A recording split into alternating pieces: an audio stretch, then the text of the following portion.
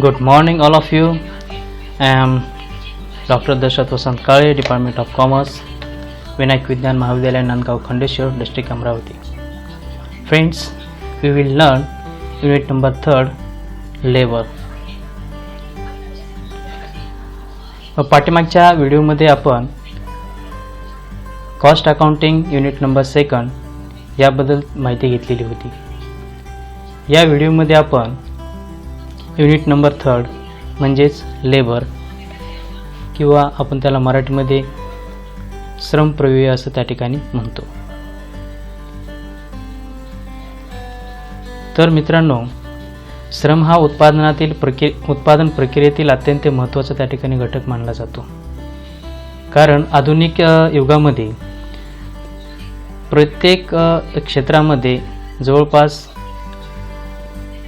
टेक्नॉलॉजीने त्या ठिकाणी जागा घेतलेली असताना सुद्धा प्रत्येक यंत्र जे असतात यंत्रामध्ये चालवण्यासाठी आपल्याला कामगाराची त्या ठिकाणी आवश्यकता असते. कामगाराशिवाय यंत्र बऱ्याचदा त्या ठिकाणी चालवणं त्या ठिकाणी कठीण जात असतं. म्हणून बऱ्याचशा अजूनसुद्धा त्या ठिकाणी एक फॅक्टरीमध्ये असतील किंवा संस्थेमध्ये असतील किंवा इतर कारखान्यामध्ये असतील, बऱ्याचदा असे यंत्र चालवण्यासाठी सुद्धा कामगाराची त्या ठिकाणी आवश्यकता असते. म्हणून हा कामगार हा जर आपण त्या ठिकाणी घटक पाहिला तर हा या ठिकाणी एक सजीव घटक त्या ठिकाणी मानला जातो. कारण उत्पादनाचे 4 घटक आपल्याला माहीतच आहेत. पहिला घटक आहे त्यामध्ये भूमी आहे, दुसरा घटक आहे त्या ठिकाणी श्रम आहे, तिसरा घटक आहे इन्व्हेस्टमेंट म्हणजे त्या ठिकाणी गुंतवणूक आहे. तर यापैकी जर आपण या ठिकाणी पाहिलं आणि चौथा घटक त्या ठिकाणी पाहिला तर त्या ठिकाणी संयोजक आहे. म्हणजेच श्रम हा त्या ठिकाणी सजीव घटक आपल्याला त्या ठिकाणी पाहायला मिळतो. कारण प्रत्येक कंपनीचा जर त्या ठिकाणी आपण विचार केला तर एक कामगाराशिवाय बऱ्याच कंपन्या त्या ठिकाणी कंपनीचं जे उत्पादन आहे की उत्पादन प्रक्रिया त्या ठिकाणी पूर्ण होऊ शकत नाहीत. जर खर्चाच्या बाबतीत आपण विचार केला तर there element of cost, there are 3 element. First is material, second is labour and third is other expenses. Last video we have learned about material and now learn labor. तर या ठिकाणी श्रम हा उत्पादन प्रक्रियेतील अत्यंत महत्त्वाचा घटक त्या ठिकाणी आहे. आधुनिक युगात विज्ञानाच्या प्रगतीसोबतच श्रमिकांच्या जागेवर यंत्रसामुग्रीचा वापर वाढत असला तरी सामुग्री व यंत्रसामुग्री यांचा उपयोग मानवी श्रमाशिवाय शक्य नाही. श्रम नियंत्रणामुळे उत्पादनाची कार्यक्षमता, कार्यकुशलता तसेच सामुग्रीच्या अपव्ययावर नियंत्रण ठेवणे शक्य होते. त्यामुळे श्रम उत्पादन प्रक्रियेचा अविभाज्य घटक त्या ठिकाणी श्रमाला मानला जातो.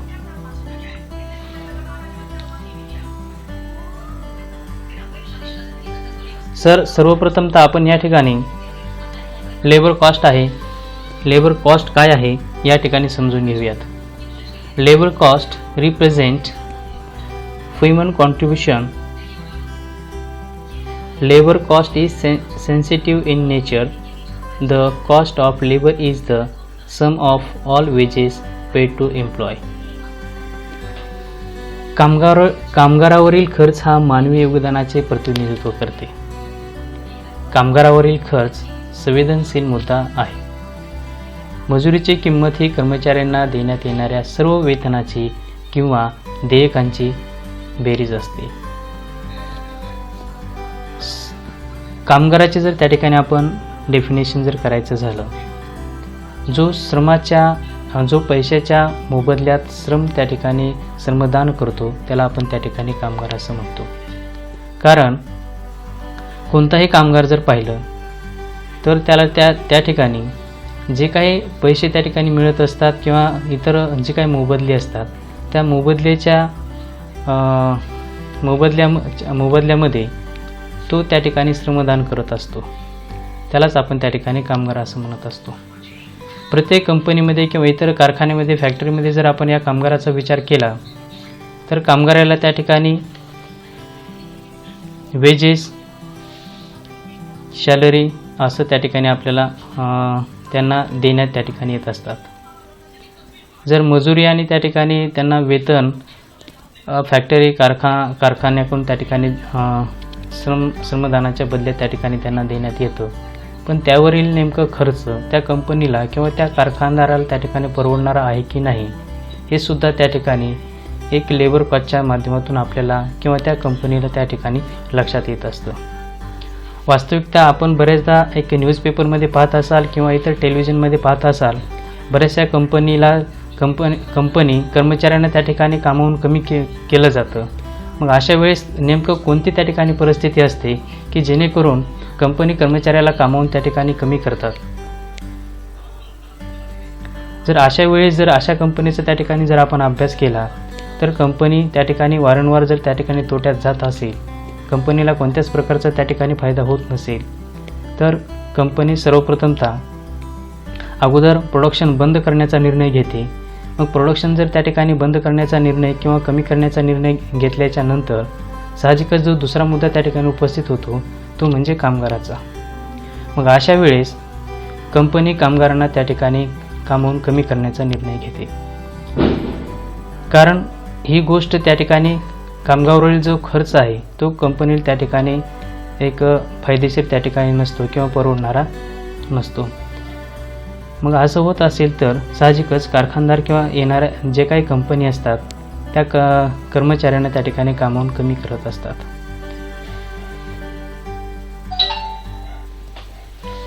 आता आपण या ठिकाणी पाहणार आहात सामग्रीप्रमाणेच उत्पादन कार्यामध्ये लागणाऱ्या श्रमाचे पुढील 2 भागामध्ये विभाजन केले जाते. यामध्ये जो पहिला भाग आहे प्रत्यक्ष श्रम आहे, दुसरा भाग आहे अप्रत्यक्ष श्रम. श्रम म्हणजे या ठिकाणी आपण कामगार असं गृहीत धरूयात. आता प्रत्यक्ष श्रम म्हणजेच काय? उत्पादन प्रक्रियेमध्ये प्रत्यक्ष स्वरूपात वापरल्या जाणाऱ्या श्रमाला प्रत्यक्ष श्रम असं त्या ठिकाणी म्हणतात. थोडक्यात सांगायचं झालं तर जो कामगार प्रत्यक्षात काम करताना दिसतो तो त्या ठिकाणी प्रत्यक्ष कामगार त्या ठिकाणी समजला जातो. अप्रत्यक्ष कामगाराच्या बाबतीमध्ये वस्तू उत्पादनासाठी काही अशा श्रमाची आवश्यकता पडते जे प्रत्यक्ष स्वरूपात निर्माण प्रक्रियेत सहभागी नसतात, परंतु श्रमाच्या वापराशिवाय उत्पादन कार्य करणे शक्य होत नाही. त्यांना अप्रत्यक्ष श्रम किंवा अप्रत्यक्ष कामगार असे म्हटले जाते. म्हणजे काही असे कामगार असतात, असे कामगार असतात की जेणेकरून कामगार प्रक्रियेमध्ये आपल्याला वास्तविक पाहता त्यांचा त्या ठिकाणी एक डायरेक्ट किंवा प्रत्यक्षात संबंध असताना त्या ठिकाणी आपल्याला दिसत नाही, परंतु त्यांच्या वापराशिवाय उत्पादन प्रक्रिया त्या ठिकाणी पूर्ण होऊ शकत नाही. तर असे कामगार कोणते? तर असे त्या ठिकाणी अशा कामगारांना अप्रत्यक्ष कामगार त्या ठिकाणी म्हटलं जातं. फॉर एक्झाम्पल मॅनेजर्स असतील, आर्किटेक्चर्स असतील, सुपरवायझर एक्सेट्रा असे जे कामगार आहे, असा जो कामगाराचा जो प्रवर्ग आहे तो इनडायरेक्ट लेबर म्हणजेच अप्रत्यक्ष श्रम या बाबतीमध्ये मोडला जातो.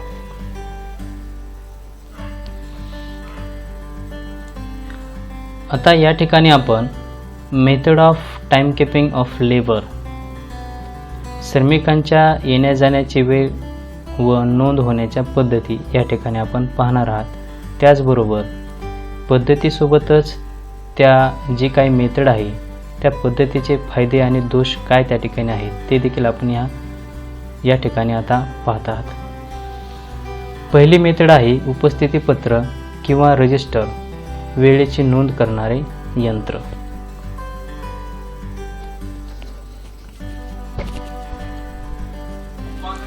फर्स्ट मेथड इज परिस्थिती पत्र किंवा रजिस्टर आहे.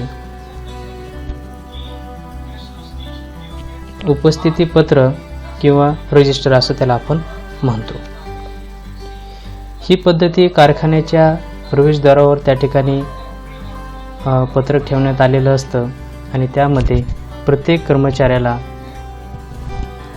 कारखान्यात आल्याच्या नंतर त्या रजिस्टरवर स्वतःची त्या ठिकाणी सिग्नेचर त्या ठिकाणी करावी लागते, ज्यामध्ये कारखान्यामध्ये काम करणाऱ्या श्रमिकाच्या नावाची एक नोंद केली असते. तेव्हा श्रमिक कामावर येतात तेव्हा ते या उपस्थिती पत्रकामधील त्यांच्या नावासमोर स्वाक्षरी करून कारखान्यात येण्याच्या वेळेची नोंद करतात. तसेच काम संपल्यावर परतीच्या वेळी देखील जाण्याच्या वेळीची नोंद केली जाते. या उपस्थिती पत्रकाच्या साहाय्याने भृतिशोधन विभागाद्वारा प्रतिदिन, आठवडा, पंधरवडा व मासिक भृतीचे शोधन श्रमिकांना केले जाते. या पद्धतीचे आपण या ठिकाणी फायदे काय आहेत आणि कशा पद्धतीने त्या ठिकाणी सोयीस्कर आहे ते आपण या ठिकाणी पाहू.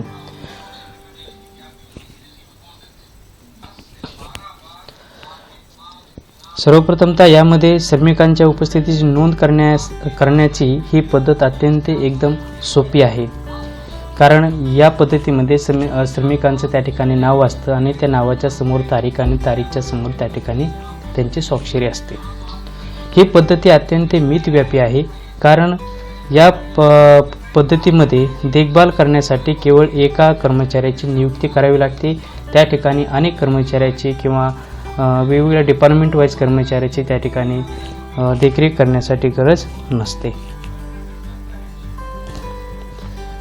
तसेच कारखान्यामध्ये येण्या जाण्याच्या वेळेची नोंद स्वतः श्रमिक आपल्या हाताने नोंदवित असल्यामुळे कारखान्यात उपस्थिती राहण्यासाठी व कार्य समाप्त करून जाण्याची वेळ ही योग्य पद्धतीने नोंदवल्यावर श्रमिकांचा त्या ठिकाणी विश्वास राहतो. त्यामध्ये स्वतः सिग्नेचर केल्या असल्यामुळे किंवा स्वतः ते रजिस्टर पाहिल्यामुळे इतर कोणाची त्या ठिकाणी त्यामध्ये फ्रॉड करेल असं त्या ठिकाणी वाटत नसतं. त्यामुळे श्रमिकांचा या गोष्टीवर त्या ठिकाणी विश्वास असतो. या पद्धतीचे दोष. या पद्धतीमध्ये कारखान्यामध्ये येणाऱ्या श्रमिकास कारखान्यामध्ये पोहोचण्यास विलंब झाला तरी तो कारखाना उघडण्याच्या वेळच उपस्थितीवर त्या ठिकाणी पत्रकावर नोंदवू शकतो. कारखान्यामध्ये येणाऱ्या श्रमिकांची संख्या जास्त असल्यामुळे कारखाना उघडल्यानंतर कारखान्याच्या प्रवेशावर गर्दी होते. त्यामुळे या पत्रकावर स्वाक्षरी करणे व वेळेची नोंद करणे यासाठी बराच त्या ठिकाणी वेळ लागतो. त्यामुळे वेळेचा या ठिकाणी अपव्यय होतो. अशिक्षित श्रमिकांसाठी ही पद्धत त्या ठिकाणी योग्य नाही असं त्या ठिकाणी वाटतं. दुसरी पद्धत आहे या ठिकाणी वेळेची नोंद करणारे यंत्र. या पद्धतीमध्ये श्रमिकांच्या कारखान्यामध्ये उपस्थितीची नोंद वेळेची नोंद करणाऱ्या यंत्रामध्ये त्या ठिकाणी केली जाते. हे यंत्र कारखान्याच्या प्रवेशद्वाराजवळ त्या ठिकाणी लावले जाते. ह्या यंत्राजवळ 2 फलक त्या ठिकाणी लावण्यात आलेले असतात. एक प्रवेशद्वाराच्या आत व दुसरा प्रवेशद्वाराच्या त्या ठिकाणी बाहेर लावण्यात आलेला असतो. कारखाना सुरू होण्यापूर्वी सर्व श्रमिकांचे कार्ड प्रवेशद्वाराच्या बाहेरील फलकावर त्या ठिकाणी लावण्यात येतात. श्रमिक कामावर आल्यावर बाहेरील फलकावरील आपले कार्ड काढून वेळेची नोंद करणाऱ्या यंत्रामध्ये त्या ठिकाणी टाकण्यात येते. बरेच कार्ड अशा पद्धतीने त्या ठिकाणी कर्मचाऱ्यांची नोंद करण्यासाठी उपयोगी ठरतात. कार्ड यंत्रामध्ये टाकताच त्या कार्डवर श्रमिकांची कारखान्यामध्ये येण्याची वेळ छापली जाते. श्रमिक ते कार्ड आतील फलकावर त्या ठिकाणी लावून ठेवतो. वेळेची नोंद घेणाऱ्या या यंत्रामध्ये उशिरा येणाऱ्या श्रमिकांची लाल शाईने नोंद करण्याची देखील व्यवस्था त्या ठिकाणी केलेली असते. त्यामुळे उशिरा येणारे श्रमिक ओळखण्यास किंवा त्या ठिकाणी अनुपस्थित राहिल्यास ओळखण्यासाठी त्या ठिकाणी मदत होते. या पद्धतीचे त्या ठिकाणी फायदे. प्रत्येक श्रमिकाची कारखान्यामध्ये येण्याची वेळ त्या ठिकाणी लक्षात येते. श्रमिकांच्या उपस्थितीची नोंद घेण्यासाठी ही पद्धत अत्यंत सुलभ व सोपी त्या ठिकाणी आहे. श्रमिकांच्या येण्या जाण्याच्या वेळेची योग्य नोंद व पद्धतीमध्ये येण्यास असल्यामुळे श्रमिक व सेवा आयोजक यामध्ये संघर्ष निर्माण होण्याची स्थिती त्या ठिकाणी होऊ शकते. जर या पद्धतीचे पाहिजे झाले तर वेळेची नोंद घेणारे यंत्र अचानकपणे त्या ठिकाणी जर बिघाड झाला तर त्या ठिकाणी कर्मचाऱ्याची नोंद घेता येत नाही. या पद्धतीचा अवलंब करण्याकरिता लागणारा खर्च त्या ठिकाणी अधिक असू शकतो. श्रमिकांना दुसऱ्या श्रमिकांच्या कार्डचा क्रमांक माहीत असल्यास उपस्थितीमध्ये नोंद करण्यास लबाडी होण्याची त्या ठिकाणी शक्यता नाकारता येत नाही. यानंतर आहे तिकीट किंवा टोकन पद्धत. तिकीट म्हणजे या ठिकाणी धातू तिकीट किंवा टोकन पद्धत, मेटल डिस्क और टोकन मेथड असं त्या ठिकाणी आपण म्हणतो. या पद्धतीमध्ये श्रमिकांना कारखान्यामध्ये नियुक्तीच्या वेळी एक निश्चित क्रमांक देण्यात येतो.